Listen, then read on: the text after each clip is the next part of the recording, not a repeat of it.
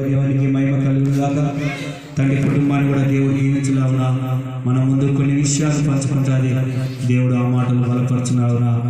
మరి మేడంకు సమయం ఇస్తున్నా, దయచేసి సమయాన్ని వాడుకోవాల్సిందిగా ప్రభువును నేను చేస్తాను. నా పేరు ఎంతమందికి తెలుసు? చక్కగా కాంటున్నాడు. సూజన్ దీపిక కడారి.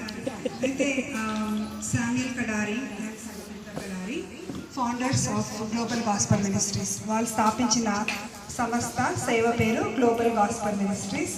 వాళ్ళ సేవ ఒక 30-40 ఇయర్స్, అంటే 30 నుంచి 40 సంవత్సరాల వరకు దేవుని అందు సేవలో వాడబడినారు.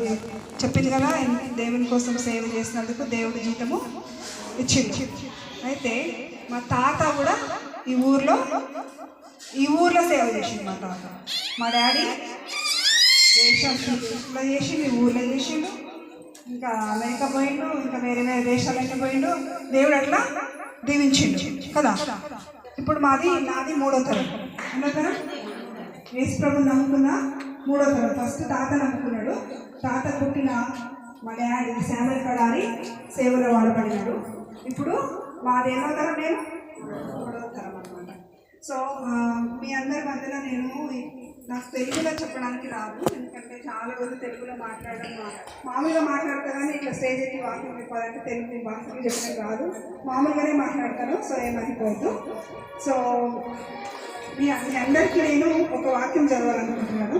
కీర్తనలు 138:8 తెలుగులో చదవాలి.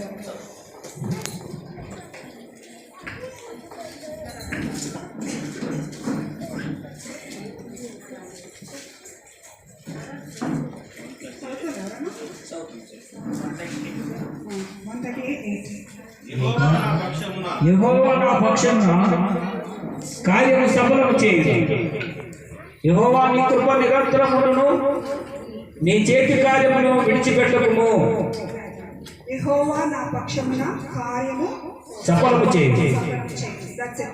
ఎంతమంది మనం ఇక్కడ మన జీవితంలో ఏమి జరగడం లేదు, నా జీవితం ఎందుకు ఇట్లా ఉంది, సఫలమే ఎందుకు అవుతలేదు, ఎటు పోయినా ఎటు తిరిగినా ఏం జరుగుతలేదని ఎంతమంది ఆలోచిస్తారు? ఒక్కసారి ఆలోచించిన వాళ్ళు ఎంతమందిలో చేసేస్తారు?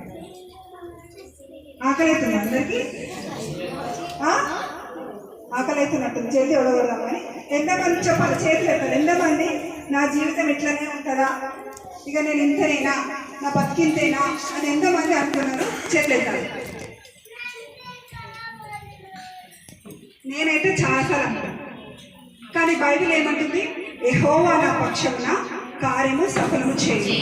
అయితే బైబిల్లో కూడా ఒకళ్ళు ఉన్నారన్నమాట, ఇట్లనే నా బతికింతేనా, నా జీవితం ఎంతేనా, నేను ఎటు పోయినా నాకు సిగ్గవుతుంది, ఎవరితో మాట్లాడాలన్నా నాకు సిగ్గవుతుంది, ఎవరు నన్ను చూసినా తూ అంటున్నారు, ఎవరు నా ఇంటికి వస్తలేరు అని బైబిల్లో ఒక ఆమె అనుకుంటుందంట.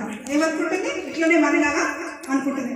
అయితే ఆమె గురించి మనం ఈరోజు మాట్లాడుతున్నాం. తొందరగా చెప్తా, ఎందుకంటే ఆకలి అవుతుంది అందరికీ, నాకు తెలుసు. So let's finish it up fast. So ఎంతమందికి సమరయ స్త్రీ గురించి తెలుసు?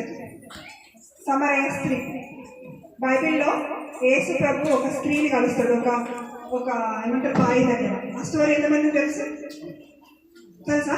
సమరయ స్త్రీ.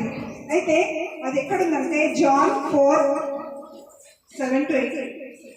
తొందరగా జాన్ 4 యోహాను సువార్త 4:7-8. అర్థం కావాలని ఆ స్త్రీ 7 నుంచి సమరయ స్త్రీ ఒకటి నీళ్లు చేరుకున్నకు అక్కడికి రాగా, యేసు నాకు దాహం ఇమ్మని ఆమెను అడిగాడు. ఆయన శిష్యులు ఆహారం కొరకు ఊరిలోనికి వెళ్ళి ఉండేది. ఆ సమరయ స్త్రీ, యూదుడవైన నీవు సమర స్త్రీ అయినా నన్ను దాహం ఎక్కమని ఎలా అడుగుతున్నామని ఆయనతో చెప్పారు. ఎలాగనగా యూదులు సమరయులతో సాంగత్యం చేయరు. అందుకు యేసు, నువ్వు దేవుడి వరం నాకు దాహం ఇమ్మని నిన్ను అడుగుచున్నవాడెవడో అది ఎరిగి ఉంటే నీవు ఆయనను అడుగు, ఆయన నీకు జీవజలం ఇచ్చినని ఆమెతో చెప్పారు. అప్పుడు ఆ స్త్రీ, అయ్యా, ఈ బావి లోతనేది చేరుకొండకు నీకేమీ లేదే, ఆ జీవజలం ఎలాగో నీకు దొరుకును? తాను తన కుమారులను పశువులు ఈ బావి నీళ్లు త్రాగి మాకిచ్చిన మన తండ్రి అయిన యాకోబు కంటే నువ్వు గొప్పవాడవా అని ఆయన అడిగాను. అందుకు యేసు, ఈ నీరు త్రాగు ప్రతివాడు మరల తప్పికొను, నేనిచ్చి నీరు త్రాగువాడు ఎప్పటినూ తప్పికొను. నేను వాడికి ఇచ్చిన నీరు నిత్య జీవనముకై వాళ్ళు ఊరడి నీటి బుగ్గగా ఉండునని ఆమెతో చెప్పాను. ఆ స్త్రీ ఆయనను చూచి, అయ్యా, నేను తప్పుకొనకున్నట్ను చేరుకొండకింత దూరం రాకున్నట్ను ఆ నీవు నాకు దయచేయమని అడగగా, యేసు, నీవు వెళ్ళి నీ పెనిమిటిని పిలుచుకొని ఇక్కడికి రమ్మని ఆమెతో చెప్పాను. ఆ స్త్రీ, నాకు పెనిమిటి లేడనగా యేసు ఆమెతో, నాకు పెనిమిటి లేడని నేను చెప్పిన మాట సరియే. నీకు 5 పెనిమిట్లుండిరి, ఇప్పుడున్నవాడు నీ పెనిమిటి కాడు, సత్యమే చెప్పివని. అయితే ఇప్పుడు విన్నా కదా, ఎవరైతే మర్చిపోయిందో ఆ స్టోరీ కొంచెం మీకు అందరికి గుర్తు రావాలని చదివించిన, లేకపోతే ఈ కథ అందరికీ తెలిసిన కథనే కదా. గుర్తొచ్చిందా రాదా? సో ఏమంటున్నాడు ఆ సమరయ స్త్రీ? అక్కడ మధ్యాహ్నం పూట వచ్చింది. అందరు నీళ్ళు ఎప్పుడు తెచ్చుకుంటారు? పొద్దున్న పూట తెచ్చుకుంటారు కదా. పనులు అన్నీ ఉంటాయి కాబట్టి పొద్దునే పోయి నీళ్ళు తెచ్చుకుంటారు కదా. వంట చేసుకోవాలా, బాసలు తోముకోవాలా, మళ్ళీ పనికి పోవాలి కాబట్టి నీళ్ళ పని మనకి పొద్దునే ఉంటుంది. కానీ ఈమె మధ్యాహ్నం పూట వచ్చిందంట. ఎందుకు వచ్చింది మధ్యాహ్నం పూట? ఎవ్వరు చూడద్దు కాబట్టి ఆమె మెల్లగా దాచుకొని మెల్లగా బావి దగ్గర నీళ్ళకి వచ్చింది. అక్కడ ఆమె ఎవరిని కలిసింది? యేసు ప్రభుని కలిసింది. అయితే ఆమె ఎందుకు మధ్యాహ్నం పూట వచ్చింది అంటే, అక్కడ మనకి ఏమని ఉంటుందంటే, దేవుడు యేసు ప్రభు ఏమంటాడంటే, పోయి నీ భర్తని తీసుకొని రా అని యేసు ప్రభు అన్నప్పుడు ఆమె ఏమంటది? నాకు భర్త లేడు, ఇప్పుడు ఉన్న వాడు భర్త కూడా కాదు. కాబట్టి ఆ ఒక రీజన్ ఉండవచ్చు. అక్కడ బైబిల్ అయితే లేదు. ఆమె ఎందుకు 5 మంది భర్తలు ఉండేదో, ఎందుకు ఉండేనో కూడా బైబిల్లో రాసలేదు. ఇప్పుడున్న ఆయన భర్త లేదు, పెళ్లి కూడా చేసుకోలేదు. ఎందుకని కారణం అయితే బైబిల్లో రాసలేదు. కారణం ఏమైనా ఉండొచ్చు. కానీ ఆమెకైతే 5 మంది భర్తలు ఉండే, ఇప్పుడున్న ఆయన భర్త కూడా కాదు. అట్లాంటి ఒక జీవితం ఉన్న స్త్రీకి ఎట్లాంటి సాక్ష్యం ఉంటుంది సమాజంలో? చెప్పండి మీరు. ఇప్పుడు మన ఊర్లోనే ఒక ఆమె ఉంది అనుకుందాం, 5 పెళ్ళిళ్ళు వేసుకుంది. మనం ఏమంటాం ఆమె గురించి? ఆమె మన మధ్యలో రావాలంటే ఆమెకి ఎట్లుంటుంది? ఇట్లా ఒక పండుగ వేసుకుంటే ఆమె రాగలుగుతారా? 5 మంది పెళ్ళిళ్ళు వేసుకుందంటే ఎట్లుంటుంది ఆమె కదా. ఇప్పుడున్న పెళ్ళిటే కాదు. అట్లా ఒక స్త్రీ అట్లా ఉన్నప్పుడు ఆమెకు ఏమైనా ముఖం ఉంటుందా సమాజంలో? ఆమెకి సమాజంలో ముఖము లేదు. ఎవరితో సోపతుందా? ఎవరైనా ఫ్రెండ్స్ ఉన్నారా? ఎవరైనా ఇట్లా పండుగ పిలుస్తలేరు. కాబట్టి ఒక్కతే ఎండల మధ్యాహ్నం పూట ఎవ్వరు లేరు.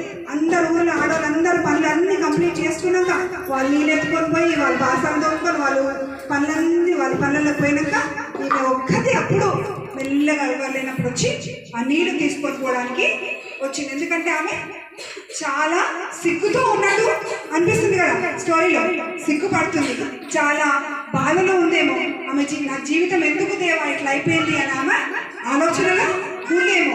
సో ఆమె అక్కడ ఆ ఆలోచనలు ఆమె ఉన్నప్పుడు ఆమెకి ఎవరు ఎదురైండ్రు? ప్రభు ఎదురైండ్రు.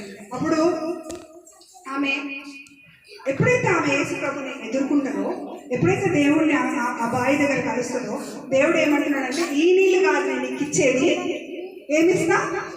జీవజలం ఇస్తాం ఏమంటున్నాడు. అయితే ఎప్పుడైతే ఆమె దేవుడిని కలుసుకుందో, ఎప్పుడైతే దేవుడితో ఎన్కౌంటర్ అయిందో, ఆమె జీవితము మారిపోలేదా?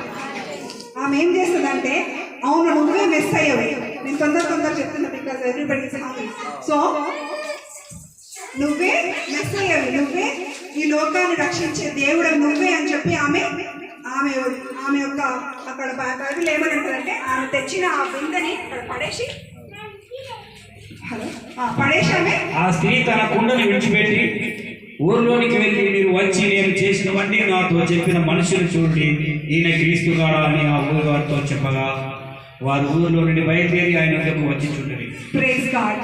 ఎప్పుడైతే మనం దేవుడిని కలుసుకుంటామో, ఎప్పుడైతే జీసస్తో మనకి ఎన్కౌంటర్ అవుతుందో, ఎప్పుడైతే ఆ లివింగ్ వాటర్, ఆ జీవనది మనలో ప్రవహిస్తుందో, అప్పుడు మన లోపల ఉన్న ఆ షేమ్, మన లోపల ఉన్న ఆ సిగ్గు, మన లోపల ఉన్న ఆ భయం, అయ్యో నేను 5 మంది ఏమంటారు పెన్మిట్లు ఉన్న నేను, ఇప్పుడున్నవాడు నా మొగుడే కాదు, అట్లాంటి నేను వచ్చి యేసు ప్రభు గురించి ఊరిలో చెప్తే ఎవరు వింటారు అని అనుకుందామే.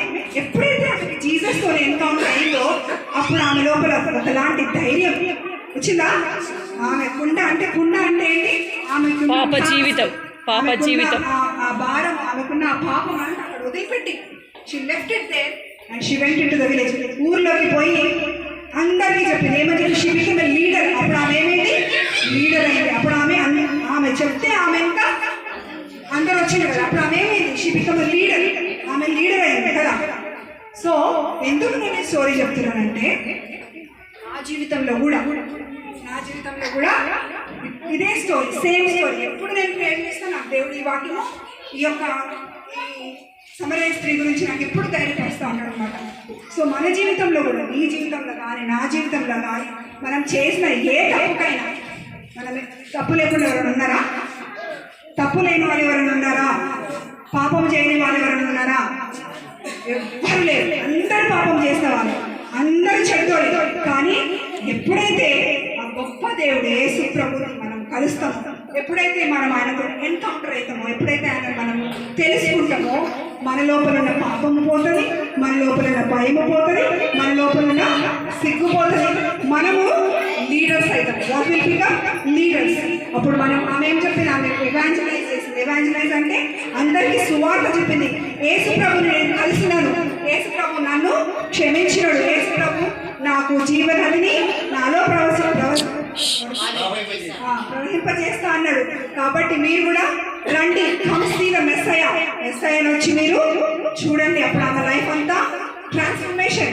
ఎక్కడ సిగ్గులో ఉన్న ఆమె, ఎక్కడ పాపంలో ఉన్న ఆమె, ఎక్కడ భయములో ఉన్న ఆమె, ఎక్కడ సమాజంలో ముఖం కూడా చూపించుకోలేని ఒక స్త్రీ ఈరోజు యేసు ప్రభు నామములో ఒక లీడర్ అయింది. యేసు ప్రభు నామములో ఒక ఎవాంజలిస్ట్, ఒక సువార్త. మా మమ్మీ చెప్పింది కదా, ఏమి యేసు ప్రభు గురించి మాట, ఇష్టంగా మాట చెప్తే జీతం ఆమె చెప్పేది. అట్లనే ఆమె కూడా యేసు ప్రభుని ఎప్పుడైతే కలుసుకుందో అప్పుడు ఆమె లోపల ఎన్నలేని, చెప్పలేని ధైర్యం కలిగింది కదా. అదేవిధంగా మనం కూడా, మనం ఎట్లాంటి పరిస్థితుల్లో ఉన్నా, ఇది ఉత్తి ఆడవాళ్ళకి కాదు, ఈవెన్ బ్రదర్స్కి కూడా, మీరు ఎటువంటి సిచ్యువేషన్లు ఉన్నా, ఎటువంటి బాధలో ఉన్నా, ఎటువంటి పాపంలో ఉన్నా, ఎటువంటి సిగ్గులో ఉన్నా, దేవుడు ఎటువంటి తప్పు చేసినా, ఎంత పాపం అన్నా చేసి, ఒకరిని చంపు, ఇంకేమన్నా చేసిరా, ఏదైనా చేసి, కానీ దేవుడు దగ్గర యేసు ప్రభు నామములో శక్తి ఉన్నది, యేసు ప్రభు నామములో క్షమాపణ ఉన్నది. కాబట్టి మన జీవితాలని తారుమారు చేసే యేసు ప్రభు మన దేవుడు. కరెక్టా? అలా. సో అదేవిధంగా దేవుడు నా జీవితంలో కూడా ఎన్నో మేలు చేసినాడు. అయితే చేసిన దేవుడు నాకేం చెప్తున్నాడంటే, కొరింథియన్స్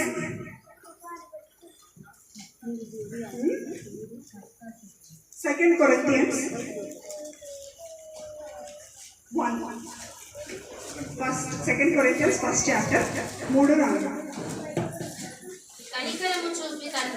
కనికరము చూపు తండ్రి, సమస్తమైన ఆదరణను అనుగ్రహించు దేవుడు, మన ప్రభువైన యేసుక్రీస్తు తండ్రినైన దేవుడు స్తుతింపబడును గాక. దేవుడు మమ్మల్ని ఏ ఆదరణతో ఆదరించున్నాడో ఆ ఆదరణతో ఎట్టి శ్రమంలో ఉన్నవారినైనను ఆదరించుటకు శక్తి గలవారము ఉన్నట్లు ఆయన మా శ్రమ అంతట్లో మమ్మల్ని ఆదరించున్నాడు. 3-4. అయితే ఇక్కడ ఏమనుందంటే, దేవుడు మనల్ని ఆదరించినట్లు. ఇప్పుడు దేవుడు ఆమెను ఆదరించిందా లేదా? మనుషులు ఆదరించిందా? ఎవ్వరు ఆదరించలేదు. ఆమె ఒక్కటే సిగ్గుతో ఉన్న ఆమె మధ్యాహ్నం పూట ఒక్కటే వస్తున్నప్పుడు ఆమెను ఆదరించింది ఎవరు? దేవుడు ఆదరించాడు, దేవుడి దగ్గర తీసుకున్నాను. అప్పుడు అట్లనే దేవుడు మనల్ని ఆదరించాడు. మనం ఏం చేయాలంటున్న దేవుడు, మనం కూడా వేరే వాళ్ళని ఇప్పుడు నా జీవితంలో మంచి చేసిన దేవుడు నేను సిగ్గులో ఉన్నప్పుడు, నేను తప్పులో ఉన్నప్పుడు, నేను ఏమంటారు లాస్ట్ అంటే ఏం చేయాలో తెలియని పరిస్థితుల్లో నేనున్నప్పుడు, లాస్ట్ అంటే నష్టం, నష్టం. దారి తెలియక అటు ఇటు తిరుగుతాం కదా. అట్లా నేనున్నప్పుడు దేవుడు నన్ను చేసినప్పుడు దేవుడు నాకేం చెప్తున్నాడు, కంఫర్ట్ అదర్స్. అంటే ఇప్పుడు నా బాధ నాకు తెలుసు కదా. ఇప్పుడు ఎవరికైనా బిడ్డ చనిపోయింది అనుకున్నాం, మన ఊరికి రావద్దు కానీ అట్లా అయిందనుకో, ఆ బాధ ఏదో మనకే తెలుసు కదా, మన కడుపు కాబట్టి మనకు తెలుసు. కానీ తెలిసిన ఆ బాధను అనుభవించినావు కాబట్టి ఇంకా ఊర్లో ఎవరైనా పక్క ఊర్లోనో ఎక్కడో మనకు తెలిసిన వాళ్ళకి ఏదైనా అట్లాంటిది ఏదైతే మనం వాళ్ళని ఆదరించగలుగుతాం కదా. అట్లనే ఎట్లా దేవుడు మనల్ని ఆదరించినట్టు మనము వేరే వాళ్ళని ఆదరించాలని దేవుడు నాకు చెప్పిన వాక్యం. అందుకోసమే ఈవ్స్ ఇంటర్నేషనల్. ఏంటది ఈవ్స్ ఇంటర్నేషనల్ అంటే ఈవ్ అంటే ఏంటి? అవ్వ. ఈవ్ అంటే అవ్వ. అవ్వ కదా, అవ్వని ఇంగ్లీష్లో ఏమంటారు? ఈవ్స్ అంటారు. ఇంటర్నేషనల్ అంటే అంతర్జాతీయ. అంటే ఇప్పుడు నేను అమెరికాలో ఉన్నా కదా, దేవుడి దయ వల్ల మా మమ్మీ డాడీ దయ వల్ల అమెరికాలో ఉన్నా. ఇప్పుడు 10 సంవత్సరాలు నేను అమెరికాలో ఉన్నా, అక్కడ కొంచెం మంచిగానే ఉన్నా దేవుడి దయ వల్ల. సో కానీ మంచిగా ఉన్న మాగులో నేను నాకైతే బాగుంది, కారు ఉంది, ఇల్లు ఉంది, భర్త ఉన్నాడు, పిల్లలు ఉన్నారు, మంచిగా జాబ్ ఉంది, పైసలు కొంచెం ఏదో అట్లా వస్తున్నాయి, నేను మంచిగా ఉన్నా. ఇక మర్చిపోయిన కూడా గురించి మర్చిపోయిన గురించి హ్యాపీగా నేను ఉండాలంటే ఉండొచ్చు కదా. కానీ ఉన్నా కూడా అట్లనే ఇక నాకు దేవుడు భారతదేశం వద్దు, కుటుంబం వద్దు, ఎవరొద్దు తండ్రి అని ఉన్నా. కానీ దేవుడు ఏం చెప్పిందంటే comfort others, just like how I comforted. ఎట్లయితే సమరయ స్త్రీ జీవితాన్ని తలపిందులుగా మార్చేసిందో, ఎట్లయితే నా జీవితాన్ని మార్చేసిందో దేవుడు మార్చేసినప్పుడు మరి అట్లా వేరే వాళ్ళకి చెప్పలేదు కదా. యేసు ప్రభు మాట చెప్పాలి అని చెప్తే జీతం అని చెప్పింది. నాకన్నా ముందే మా మమ్మీ నా వాక్యమే చెప్పేసింది. సో ఎట్లయితే నన్ను దేవుడు కంఫర్ట్ చేసిండో నేను కూడా వేరే వాళ్ళని కంఫర్ట్ చేయాలి. కాబట్టి దేవుడు అన్నాడు మినిస్ట్రీ స్టార్ట్ చేయాలని చెప్పాడు ఉమెన్ కోసం. సో ఈవ్స్ ఇంటర్నేషనల్ అంటే అక్కడున్న స్త్రీల మధ్య పరిచర్య చేస్తూ, అక్కడ కూడా ఒక స్త్రీల మధ్యలో నేను పరిచర్య చేస్తున్నాను ఇప్పుడు ప్రస్తుతానికి. అక్కడున్న స్త్రీలతో పరిచర్య చేస్తూ ఇక్కడున్న స్త్రీలతోని బ్రిడ్జ్ చేయమంటారు. బ్రిడ్జ్ అంటే తెలుసా మీకు? బ్రిడ్జ్ దారి. బ్రిడ్జ్ అంటే ఇప్పుడు వాగు ఉంటుంది కదా, వాగుకి బ్రిడ్జ్ పెడతారు కదా, అటు నుంచి ఇటు రావాలి, ఇటు నుంచి అటు పోవాలి మార్గం. సో అక్కడున్న ఆడోళ్ళు ఇక్కడ రావాలా, ఇక్కడున్న ఆడోళ్ళు అక్కడ పోవాలి. అది నా మినిస్ట్రీ. అర్థమైందా? అక్కడున్న ఆడోళ్ళు వచ్చి ఇక్కడ చెప్పాలి, మనం పోయి అక్కడ చెప్పాలి. అది దేవుడు నాకు ఇచ్చిన దర్శనం. ఈవ్స్ ఆఫ్ ఇండియా అంటే ఎవరు? ఈవ్స్ ఆఫ్ ఇండియా అంటే ఎవరు? మనమే. మనం ఈవ్స్ ఆఫ్ ఇండియా అంటే ఇండియాలో ఉన్న ఆడవాళ్ళు అర్థం కదా. So Eve's international, Eve's of India కలిసి మనం పనిచేయాలని దేవుడు నా జీవితంలో నాకు చేసిన గొప్ప కార్యములు, మీ జీవితంలో చేసిన గొప్ప కార్యములు ఇంకా మా తాత చేసింది, మా డాడీ చేసింది, ఇప్పుడు మేము చేయాలా, ఇంకా చాలా మందికి ఈ గొప్ప దేవుడి గురించి తెలియాలి. కాబట్టి నేను ఈ ఆర్గనైజేషన్ని స్టార్ట్ చేసినాను. ఇప్పుడు ఎట్లయితే సమరయ స్త్రీ ఎంతమందిని ఒక లీడర్ లాగా, ఒక సువార్థకురాలుగా తయారై ఆమె ఎంతో మందిని యేసుక్రీస్తుని ఏమంటారు పరిచయం చేసిన ఒక స్త్రీలాగా ఆమె తయారైంది. కాబట్టి అదే దేవుడు మనల్ని కూడా చేయగలిగే దేవుడు. ఎంతమంది నమ్ముతున్నారు? ఆ దేవుడు అప్పుడు అదే దేవుడు, ఎప్పుడు ఇదే దేవుడు, రేపు కూడా దేవుడు. He's not gonna change, he never will change. దేవుడు ఎప్పుడు నిరంతరం ఒకటే దేవుడు. కాబట్టి అప్పుడెప్పుడో చేసిన ఆ స్త్రీకి ఈరోజు నాకు చేస్తాడు, మీకు కూడా చేస్తాడు. ఇప్పుడు మనమంతా అన్స్టాపబుల్. ఏంటి అన్స్టాపబుల్ అంటే? మనల్ని ఆపే వాళ్ళు ఎవరు లేరు, మనల్ని ఆపే పరిస్థితి ఏది లేదు. ఇదంతా దేవుని యొక్క కార్యము. అది మళ్ళీ ఫస్ట్కే పోతే 138:8కి పోతే ఏమంటారు? సమస్తము యెహోవా నా పక్షంన కార్యము సఫలము చేయును. అంతే. ఇంకో లాస్ట్ ఏంటంటే ద లార్డ్ గివ్స్ అంటే సామ్స్ 38. మా మమ్మీ ఇచ్చింది ఆ వాక్యం. మా మమ్మీ నేను ఇట్లా ప్రోగ్రామ్ చేస్తున్నాక ఆ వాక్యం ఇచ్చింది. కానీ ఇట్ సూట్స్ సో వెల్.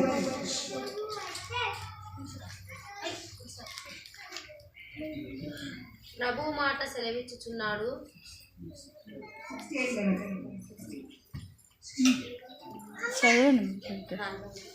ప్రభు మాట సెలవిచ్చుచున్నాడు, దానిని ప్రకటించే స్త్రీలు గొప్ప సైన్యముగా ఉన్నారు. ఎగ్జాక్ట్లీ. ఫస్ట్ ఏమో మనల్ని పాపంలో నుంచి తీసుకొని వస్తాడు, మన జీవితాన్ని తారుమారు చేస్తాడు, మనల్ని లీడర్స్ లాగా చేస్తున్నాడు, మనల్ని గొప్ప సైన్యముగా చేస్తున్నాడు. సో అసాధ్యమైన దేవుడు సాధ్యపరుస్తున్నాడు కదా. మన జీవితంలో ఎటువంటి సిచ్యువేషన్స్ అయినా, మనం ఎటువంటి పాపములో ఉన్నా ప్రతి పరిస్థితిని మార్చగలే గొప్ప దేవుడు. మా తాత నమ్మిన దేవుడు, నా తండ్రి నమ్మిన దేవుడు, నేను రోజు నమ్ముతున్నాను. కాబట్టి అంత మంచి దేవుడిని మనము ప్రకటించాలి. ప్రకటించాలి ఆ దేవుడిని మనము ఇంకా ఇంకా ఇంకా ఇంకా చాలా మందికి తెలిసేలాగా చేయాలి, ముఖ్యంగా స్త్రీలకి. ఎందుకంటే ఒక స్త్రీ కుటుంబంలో ఎవరు ఇంపార్టెంట్? స్త్రీ ఇంపార్టెంట్. ఆమె పిల్లలకి, ఆమె భర్తకి, ఒక కుటుంబం మంచిగా అయితే ఒక ఊరు మంచిగా అవుతుంది, ఒక ఊరు మంచిగా అయితే ఒక దేశం మంచిగా అవుతుంది. కాబట్టి మనం స్త్రీలకి సహాయం చేస్తే, స్త్రీ యేసు ప్రభులో నిలబడేటట్టు మనం చేస్తే, ఆ ఒక కుటుంబము దేవుడిలో నిలబడితే అప్పుడు ఊరు నిలబడుతుంది, ఊరు నిలబడితే దేశం నిలబడుతుంది. కాబట్టి మనం ఆడవాళ్ళ కోసము ప్రార్థన చేస్తాము. దేవుడు ఎప్పుడు కూడా ఆడవాళ్ళని వద్దు అనలేదు. సేవలు దేవుడు ఆయన వాడుకున్నాడు. అదేవిధంగా ఇప్పుడు కూడా మా మమ్మీని వాడుకున్నాడు, మా నాన్నమ్మని వాడుకున్నాడు, ఇంకా ముందు అందరినీ వాడుకునే గొప్ప దేవుడు. కాబట్టి ప్రార్థన చేయండి. నేను లాస్ట్ టైం వచ్చినప్పుడు కూడా ఏమని చెప్పినానంటే, చర్చ్ కోసం మనం ప్రార్థన చేయాలని చెప్పినాను కదా. ఎంతమంది చేస్తున్నారా? ఎంతమంది కావాలి మంచి చర్చ్? నాకైతే సిగ్గైంది. నేను ఆ గుడి విషయంలో చాలా బాధపడుతున్నాను. ఎందుకంటే అందరు బంగ్లాలో కట్టుకున్నారు, ఊరంతా బంగ్లాలే ఉంది. యేసు ప్రభు గుడి అట్లుండాలా? ఉండకూడదు కదా. కాబట్టి గట్టిగా ప్రార్థన చేయండి. మనం గుడి కట్టుకోవాలి ఊర్లో. దాని గురించి ఈవ్స్ ఇంటర్నేషనల్ నుంచి మనం ఆ చర్చ్ కట్టాలని నేను గట్టిగా అనుకుంటున్నాను. కాబట్టి మీరు అందరూ ప్రార్థన చేయండి గట్టిగా. ఇంకొకటి ఏంటంటే, బైబిల్ కాలేజ్ ఒకటి 1 year కోర్సు, బైబిల్ కాలేజ్ హైదరాబాద్లో 1 year కోర్సు ఉత్తి ఆడపిల్లల కోసమే నేను స్టార్ట్ చేయాలనుకుంటున్నాను. సో మన ఊర్లో కానీ మనకు తెలిసిన సంఘాల్లో ఎవరికైనా ఆడపిల్లలకి 10th పాస్ అయిన ఆడపిల్లలు ఉంటే వాళ్ళని మనం, ఎందుకంటే మనం ఉత్తి పాస్టర్లను తయారు చేయడమే ఉంటుంది. పాస్టర్లను తయారు చేస్తాం, వెరీ గుడ్, పాస్టర్లను తయారు చేస్తున్నాము, వాళ్ళ సేవలో ముందు పెడుతున్నాము. కానీ ఆ పాస్టర్లకు కూడా సహకరించే ఒక భార్య ఉంటే బాగుంటుంది కదా. కాబట్టి మనము అట్లానే కాదు, అదొక ఉద్దేశము. ప్లస్ విమెన్ని కూడా మనము సేవలో ఎంకరేజ్ చేయాలి. కాబట్టి వాళ్ళకి ఎక్స్క్లూజివ్గా ఉమెన్కి బైబిల్ కాలేజ్ చేయాలని ఒక ఆశ ఉంది. కాబట్టి ఈ రెండింటి విషయము మీరు ఈ 3 సంఘాలు అంటే ఎంత మంచిగా అనిపిస్తుంది అంటే, పొద్దున క్రియేక దేవుడు కదా, ఇక్కడ ఎంతమందికి దేవుడు సన్నిధి ఉన్నదని నమ్ముతున్నారు? How many of you believe the presence of God here? I believe completely. I felt it. I am feeling it.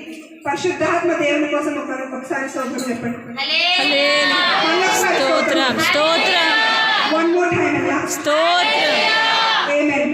Let this message be blessing to us and to all of you, and praise God for this opportunity. అందరూ మంచిగా వచ్చినందుకు thank you so much. పాస్టర్లు కూడా thank you so much. And భోజనం కూడా ఉంది. Let's all enjoy and feast. Okay? Thank you. Praise God.